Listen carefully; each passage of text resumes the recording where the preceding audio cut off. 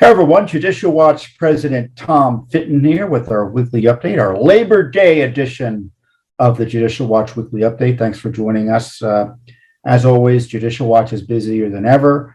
We had a court hearing, actually, in person, believe it or not, here in Washington, D.C. about a key Obamagate spy document. This is one of the spy documents that was used to justify the targeting of Trump.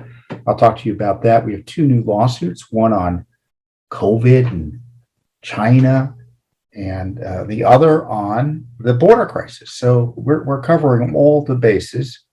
And in addition, I want to talk about, and I'll start off by talking about right now, the big controversy over Texas's abortion law. It's pro-life law that takes steps to protect the lives of unborn human beings after a heartbeat is detected. Essentially, what the law requires is that a woman considering an abortion go in, obviously, to the doctor, and the doctor checks to see if there's a heartbeat. Now, a heartbeat can be heard as soon as 6 weeks, but it's anywhere from 6 to 12 weeks, depending on the human being. And if there's a heartbeat, the doctor isn't allowed to commit an abortion. The life has to be protected. And anyone who gets involved in committing an abortion on a human being that has a heartbeat is subject to civil liability that can be pursued by individual citizens in Texas. So it's not the government that prosecutes anyone. In fact, there's no prosecution. It's always civil. There's no criminal case or sanction to a woman for committing an abortion or having an abortion or anyone else. It's only civil liability. I think that ranges around $10,000. So the left is apoplectic because the law has gone into effect, and they don't like the idea of women being unable to kill human beings that have a heartbeat in the womb. The left, by the way, the left wants the opinion, is of the opinion, and they want the law to remain that a woman can get an abortion on demand from the moment of conception through childbirth. And given the opposition to protecting babies born alive, even after childbirth, in some cases, partial birth abortion and things like that. But certainly, they think unborn babies are the equivalent. I don't even know what they want. I don't want to term what they consider unborn babies to be. But the science is they're human beings. We're all supposed to believe in science, except when it comes to human life, right? And the rule of law, to the shame of the United States, and frankly, the Supreme Court in large measure, hasn't extended far enough to protect the entire family of human beings, specifically unborn human beings that we all recognize or should recognize if we're following biological science, are deserving of the protections. And technically, what went on here is the Supreme Court refused to intervene. And by a 5-4 decision, they said, well, look, these plaintiffs in Texas who are trying to challenge the law don't have anyone to sue. And so since there's no one to sue yet, since the law hasn't been enforced, the state isn't enforcing the law. It's only private parties that can enforce the law. We're not going to intervene. And so that was a 5-4 decision. Chief Justice Roberts, of course, is a political justice, so he opposed it. But the 5 justices allowed the law to go into effect. Now, the law will be challenged because I would hope there will be citizens in Texas. And I'm not quite sure. I haven't looked up whether it's only limited to citizens in Texas that can enforce the law or sue in civil court those involved in committing abortion. There'll be a challenge, and there'll be a constitutional challenge, and it will once again put before the courts the idea that, yes, human life is worth protecting. Certainly, unborn human beings that have a heartbeat should be protected. And the media's coverage of this has been obviously another abomination. They're pro-abortion. Joe Biden is pro-abortion, fanatically so. They want to now use tax dollars. That's being pushed by the radicals in Congress. They're controlling Congress now. They want to use your tax dollars that have been prohibited from being used for decades to fund abortions. So not only do you not get to oppose abortion, but we're going to take your money and fund it. And in fact, to show their true colors, because they don't believe, and we've talked about this before, everything the left says they believe as a principle in terms of PR, they never believe as a principle. They say they are against racism while engaging in racism. They say they're in favor of against sexism while engaging in sexism. Like Jennifer Psaki, who is the White House spokesman, a male reporter dared to ask her a question about abortion, and she attacked him for being male. Well, you're a male. You can't get pregnant. You can't have an abortion. Imagine if it was reversed. It just shows you that they support sexism when they see fit. And many have pointed out that the left has been putting out there this notion that men can get pregnant. So I guess men have a view on abortion, or they're allowed to have a view on abortion. I mean, I guess I just belabor the point, because obviously when we're talking about protecting human life, everyone has an interest. And I'm interested to know what public policy issues we're not allowed to talk about on the basis of our sex. I'd like the left to explain that and delineate it further. But of course, that's not about, this isn't what this is about. This is about promoting this abortion right, unbridled abortion right. And we'll see what the Supreme Court does. They're already going to consider a kind of a challenge to Roe versus Wade and its progeny in the case of a Mississippi law. And I don't know if the Texas law will be added to the mix, but focus on what needs to be focused on. The left believes that unborn human beings that have a heartbeat should be killed for whatever reason necessary. I guess even I think the exception is a medical emergency or life or death of the mother. Life of the mother exception. But a child with a beating heart can be killed through abortion for any reason. That's what the left's position is on this. Now, one thing that we've been highlighting is the seedy underbelly, as if you needed to be any seedier than being engaged in snuffing out preborn human life, is the abortion industry's commoditization of unborn fetal remains obtained through abortion. So they take the organs, they take the bodies, and they sell them to scientists who, in an act of barbarism, are using them to develop humanized mice and such. And Judicial Watch has exposed that. The FDA was involved in funding that. Fauci's agency was involved in funding that. We have the lists. I mean, we literally have the credit card receipts. And I want to share with you, this is going to be unusual. I'm going to quote me. I'm going to play another weekly update where I discussed what we had found. It's the screen. Here I am in a prior update talking about these documents that we had covered from the FDA showing receipts of your tax dollars being used to pay for these parts. Let me see if I can hit play here. Thymus, second trimester. Liver, second trimester. The fee for each is blacked out, $750 paid via Visa. Document after document showing that livers and organs of unborn human beings in the second trimester are being sold to this lab. Now, they would say not at a profit, I would presume. That deserves further investigation, and frankly, it ought to be under criminal investigation. But really disturbing material. I tell you, we've got all the documents here. You can go through and see document after document. It is a catalog of horrors that I've never seen before here at Judicial Watch.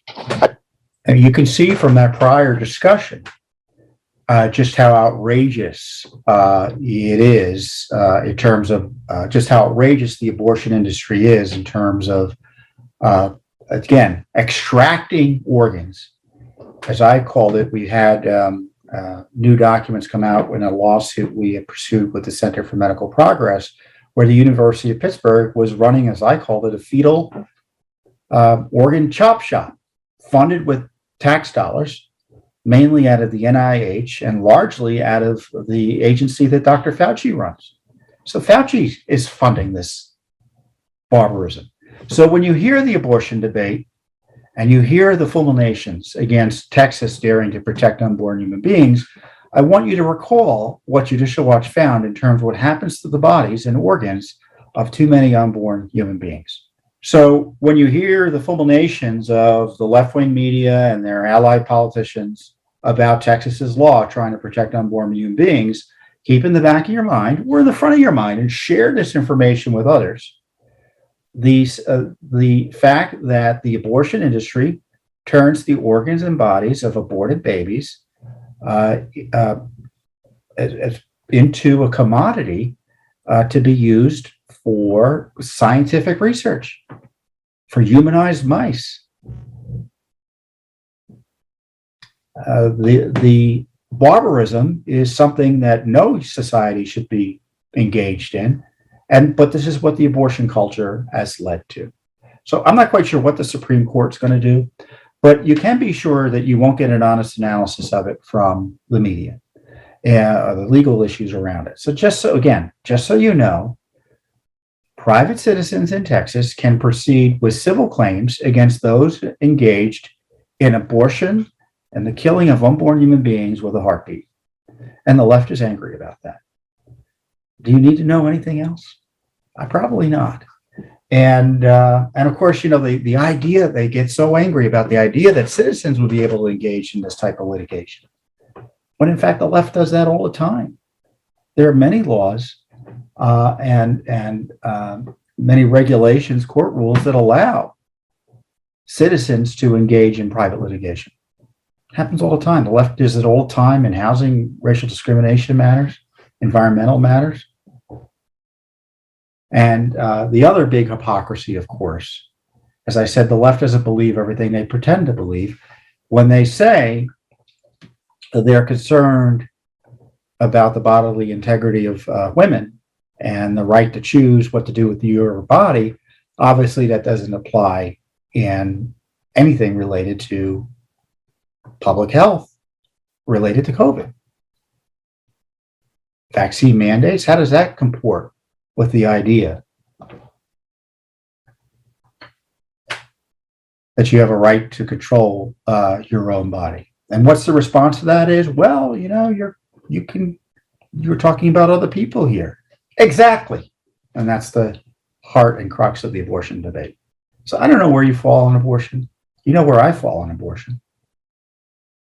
But I just want to highlight what the issue here is, and I don't want you to get distracted about what the issue they pretend to be, which is that right now you can get an abortion for virtually any reason throughout the entire 9 months of pregnancy. And Texas has tried to curtail that to make it clear that you can't get an abortion for an unborn human being with a beating heart. So that's the law in Texas. I think is a great development for the rule of law, for our nation's morality and ethics. And I hope there's more to come in terms of expanding the rule of law to protect the little ones in the human family. So moving on to another topic, speaking of the rule of law, the worst corruption scandal in American history, until I guess some more recent corruption scandals, is the targeting of President Trump, or then candidate Trump, and then later President Trump, by Obama, Biden, Hillary Clinton and company, the FBI, CIA, you name it.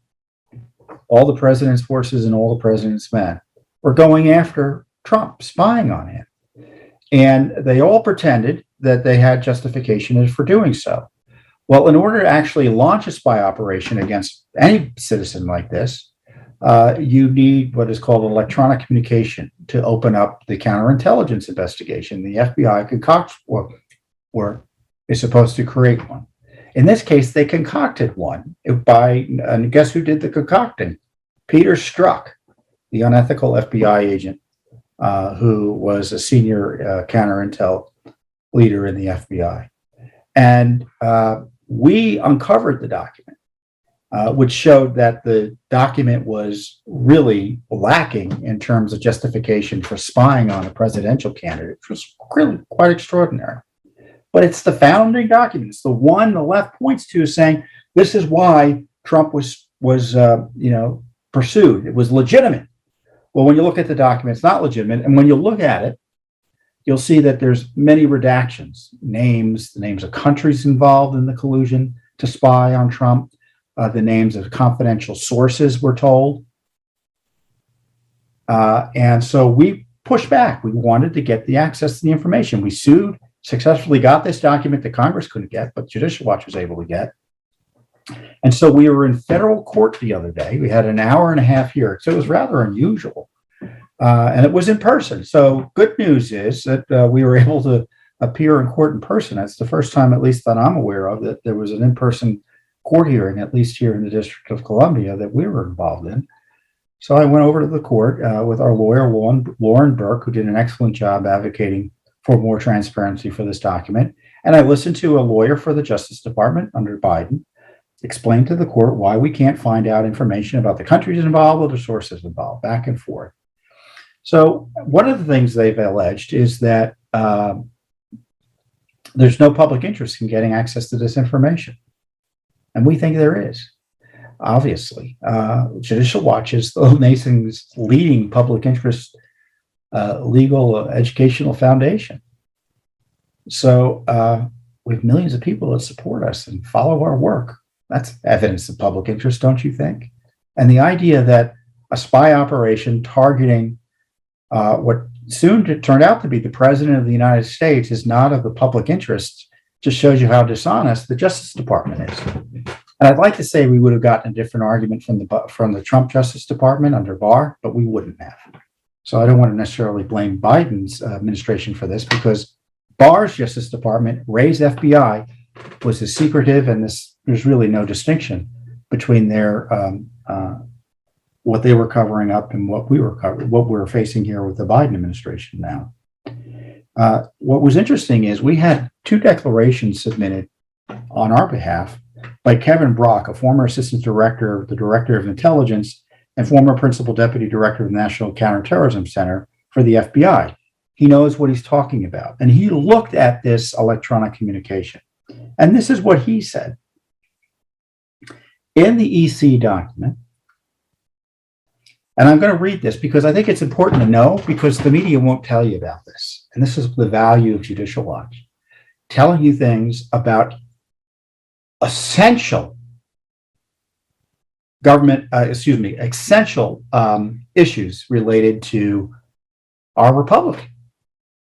A spy operation against a presidential candidate and the president of the United States. How did it start? Only Judicial Watch is looking into it right now. I don't know where Durham is.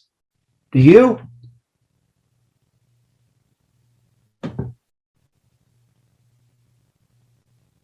See, now I'm getting angry about this stuff.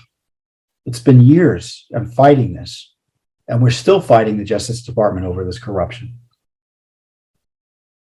In the so our witness here, Mr. Brock, writes, in the EC document here, the from line indicates the EC, the electronic communication, and the authorization to begin an investigation as required under FBI policy is from a part of the FBI's counterintelligence division. The contact listed is Peter Strzok. The electronic communication was drafted by Peter Strzok. The electronic communication was approved by Peter Strzok. On the face of the document produced, it appears the electronic communication then initiated a criminal FARA investigation, the Foreign Agents Registration Act. An identified member of the Trump presidential campaign was created by Peter Strzok, approved by Peter Strzok, and sent from Peter Strzok to Peter Strzok. This is not usual procedure. FBI policy prohibits an agent from initiating and approving his or her own case. Such action violates FBI oversight protocols put in place to protect the American people from an FBI agent acting unilaterally. In fact, the electronic communication does not identify any individual by name as a target of the investigation. It does not articulate any factors that address the elements as required by routine FBI elements of law as required by routine FBI policy and procedure and the Attorney General guidelines, and therefore does not contain sufficient justification for initiating an investigation into a U.S. person. Based on my experience, no reasonable experienced FBI counterintelligence squad supervisor in the field would have approved the electronic communication at issue here as released, which opened the Crossfire Hurricane investigation.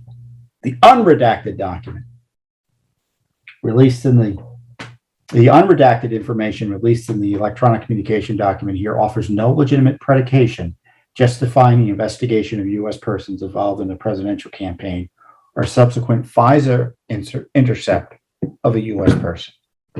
So this is what we're fighting about. They are holding the names of FBI supervisors who were involved in this, holding the names of their plants who were spying on Trump, and holding the names of the countries who were colluding with Trump. That's the collusion scandal, and it's being covered up right now, and it's only Judicial Watch that's in court right now trying to get the full truth. I don't know what Durham's been doing, as I said.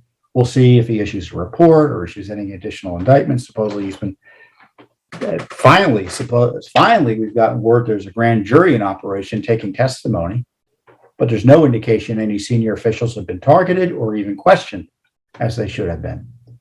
So it's Judicial Watch doing this basic work, and it's never going to stop.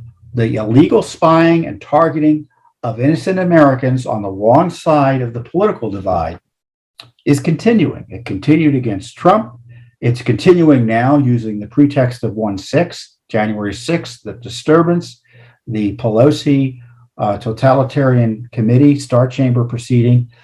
They've begun the process to try to take up the phone records and personal internet data of other members of Congress who are Republican and anyone involved in the 1-6 controversy. And frankly, it looks like anyone who questioned the elections. So potentially thousands of Americans. And Judicial Watch highlighted this in trying to confront and get answers on Adam Schiff's spying on Rudy Giuliani. Remember, he took the phone records. He got a subpoena that was not subject to any court authorization. AT&T, like that, gave him the phone records of Rudy Giuliani, and he published them. And the phone records of Rudy Giuliani covered the phone records of lawyers for the president, journalists, and a member of Congress, namely Devin Nunes.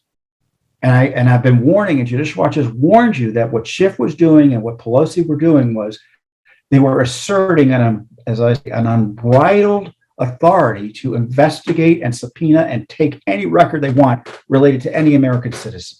And there's nothing we could do about it. And they're doing it again. So it's never been just about Trump. It's been about you. Because Trump isn't enough, because they recognize Trump is a passing figure. He may run for president again. He may be president again. I don't know. It's the movement they don't like. It's the opposition to their regime they don't like. And they will abuse the law. They don't believe in civil liberties.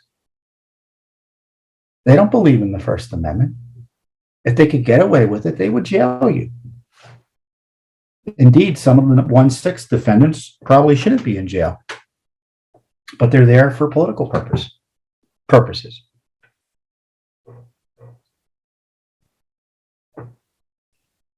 So we'll see what the court does. We're asking the judge to take a look at the document and see for himself whether the material that's being withheld is properly withheld. It's only 2 or 3 pages, but we'll see what the court does. But I'm proud that Judicial Watch is in court doing, again, the basic oversight that Congress refuses to do. Obviously, the administration is covering up, and the media has zero interest in figuring it out. They still talk about Watergate like it happened yesterday, but they don't want to talk about what Obama did a few years ago targeting Trump. I mean, I just read in the news today, and I've made this point repeatedly, and I've often observed the left is more interested in attacking and taking down the statues of politicians from 150 and 200 plus years ago, as opposed to asking questions about what politicians still walking around like Obama and Biden did a few years ago or even yesterday. But Judicial Watch doesn't forget. And speaking of what happened yesterday, we've had the other collapse of our Afghanistan endeavor. through the surrender and I wouldn't call it a pullout, a retreat from Afghanistan by Biden. He surrendered the country to the Taliban. He took steps that were foreseeably likely to lead to the deaths that it did lead to, meeting the troops who were killed last week. And the media wants to move on. They don't want to ask any questions, but Judicial Watch isn't going to forget. Frankly, we haven't forgotten Benghazi. And we're not going to forget what he did in Afghanistan. Afghanistan still remains a threat, so obviously we have to monitor it. But we're going to uncover the corruption, the kind of evident corruption that even the media was kind of forced to report upon. What did they leave behind? What security warnings did they receive? How are they vetting refugees into the United States? All sorts of questions we have, and we are pursuing those questions through the Freedom of Information Act. And you can bet if we get the runaround, and I suspect we will sue in court, federal court. So as everyone, the media moves on, they don't care about this. But Judicial Watch, the least we can do for those who died, not only last week, but previously in the war, is to vindicate their sacrifice by using the liberties and laws that and freedoms that we have because of sacrifices like they made, to hold the government accountable. So I'm proud to do it. And our team is angling to do it. We have a bunch of veterans on the team, and they're as upset about it as you are, if not more so.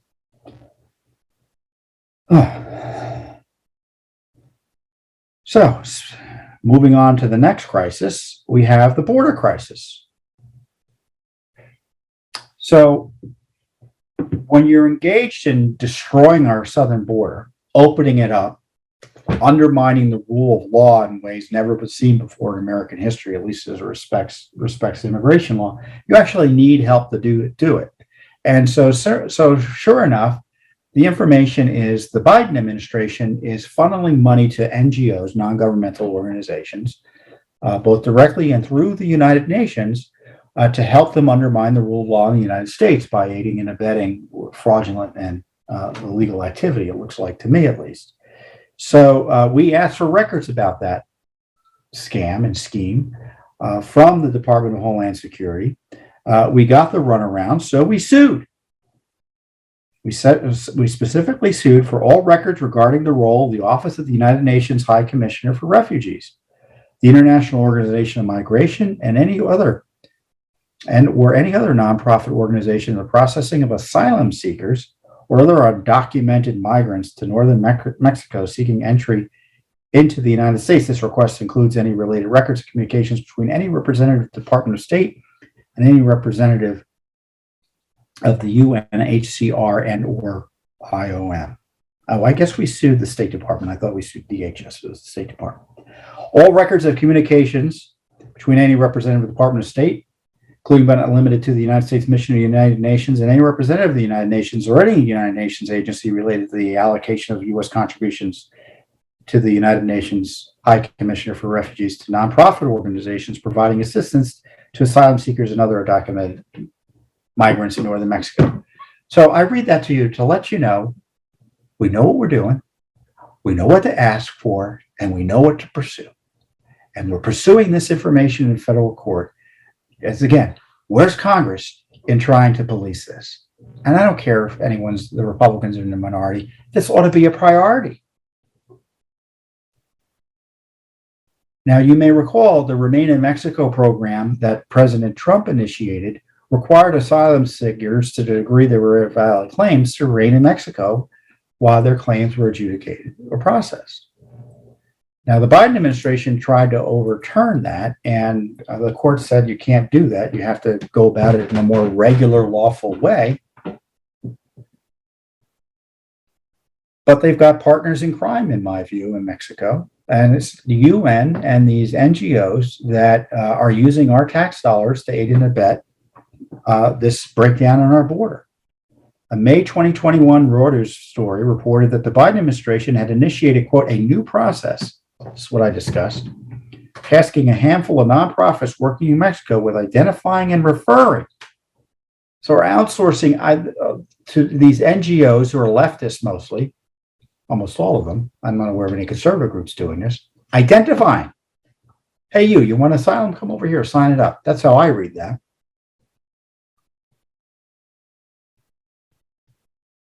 Identifying, referring asylum seekers, and that, quote, a spokeswoman for the United Nations High Commissioner for Refugees said the United States requested agency channel U.S. funds to the nonprofit groups involved. So we were giving money to the UN, who would launder it to these governmental organizations. And as I said earlier, in last month, a federal court ruled that the Biden administration must reinstate the Remain in Place program. And on August 24th, the Supreme Court let that stand, so it has to proceed. So the Biden administration funneled tax dollars through the United Nations and nonprofits as part of its open borders strategy, a strategy which is unlawful. So they need to stop stonewalling and start following the law so we can follow our money.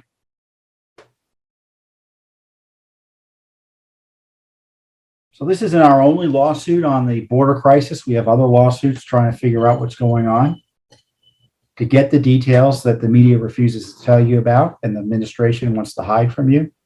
But this is an existential crisis to the United States, Freudian slip. You had no border, you have no country. And if you refuse to enforce the law, you undermine our Republican ways that will echo across generations.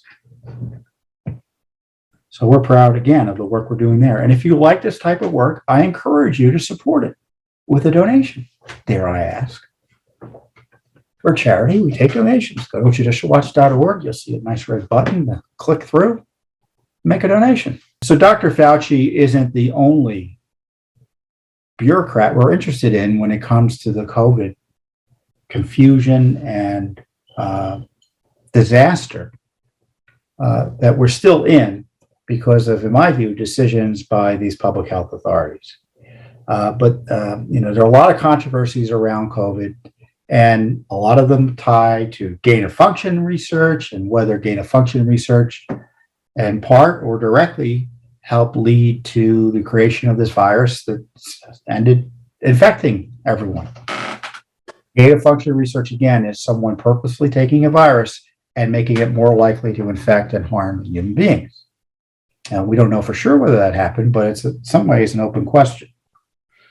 Now, could have been in a lab like the Wuhan Institute and gotten out, and there was no gain of function virus. It was just a virus that was there and got out, or it could have gone out naturally as well. Meaning it came from the natural world, not from the lab. So Francis Collins is director of the National Institutes for Health. So in theory, he's Fauci's boss. And he's gotten in many ways a free pass from the media and the establishment class for what NIH has been doing with the Wuhan Institute, the gain of function research funding, generally the funding of China, which Judicial Watch has been virtually alone in exposing and detailing. And so what Judicial Watch has done is filed a lawsuit about Dr. Francis Collins' emails. Imagine that, asking for the emails of a top government official who is managing, in part, the government response to COVID.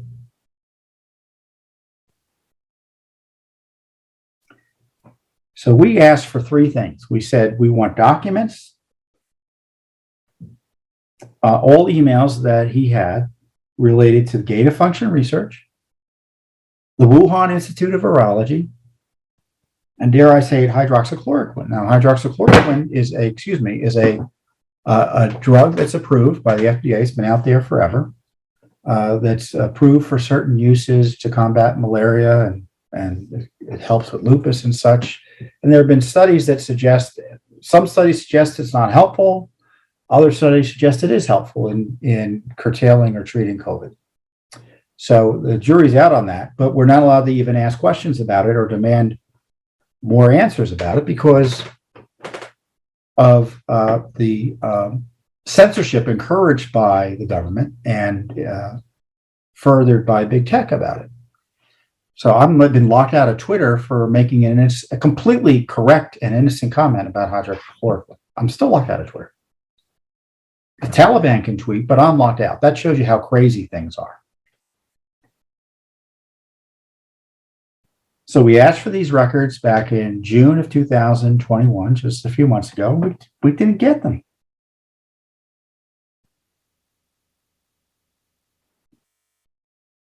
So we've got this gain of function research that Collins and Fauci have denied takes place or is being funded, practically speaking. So we want to know what's going on. What do you know? When did you know it? Now, what's interesting is the Washington Post, I may have referenced this last week, but I didn't give you the details. The Washington Post on August 26th, disputed seemingly Collins' claim that, and this is what Collins said, NIH and the National Institute of Allergy and Infectious Diseases have for many years supported grants to learn more about viruses lurking in bats and other mammals that have the potential to spill over to humans and cause widespread disease. However, neither NIH nor NIAID have ever approved any grant that would have supported gain of function research on coronaviruses that would have increased their transmissibility or lethality for humans. Well, I don't know if that's correct or not.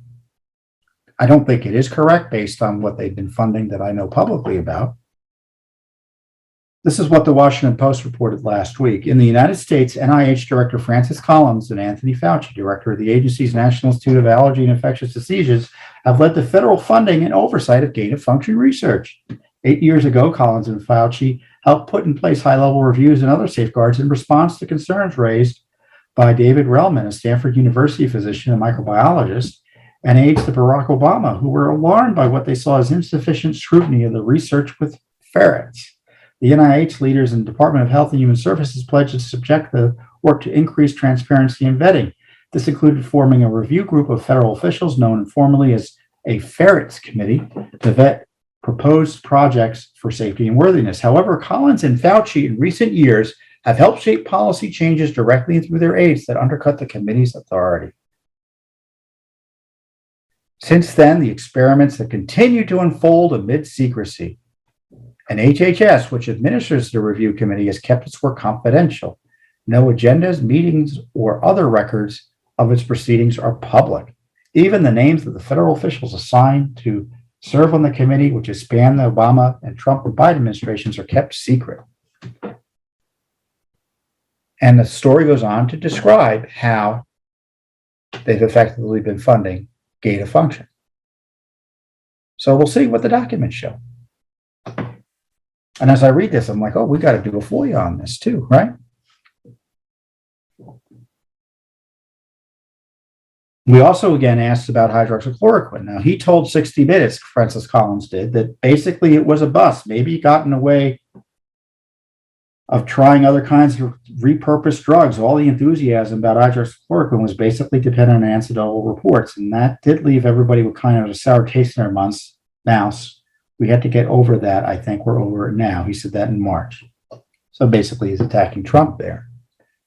Now, of course, it wasn't based on anecdotal reports. The questions about whether hydroxychloroquine was useful was based on studies. And people criticize the studies or suggest other studies show it shouldn't be used, and people say you should stay away from it. But to say it's anecdotal is just silly. So we'll see there. So as I say, the NIH is in full Coverup mode about the COVID-19 controversies in politics. Where are the emails? Now, we're already in court fighting for Fauci documents. Now we're in court fighting for Collins documents. Again, this is the basic work that Congress should be doing, but will never do. It's not even based on policy. They just never will do it. Now, there are members who individually are doing investigations. I know Rand Paul is doing it. Senator Johnson is doing it, but they're getting the runaround. I know they're getting the runaround. So, are you interested in COVID? Are you interested in the Wuhan Institute? Are you interested in hydroxychloroquine and what the government knows about it and whether or not it's being treated in a way it should be treated as in terms of its potential or not lack of potential? I don't know. I know I don't trust Fauci or frankly Dr. Collins to tell us the truth about much these days. So that's why we're suing in court. So a lot going on. I want to make sure there's nothing else I'm missing here. So there's a lot going on at Judicial Watch. We are in federal court, literally in federal court. We're in court this week. We have new lawsuits. And again, we're front and center on a core issue for our nation, which is the issue of pro-life and abortion. So with that, I wish you a wonderful and safe Labor Day. Hopefully you're able to enjoy it with you and yours. And so I will see you here next time on the Judicial Watch Weekly Update.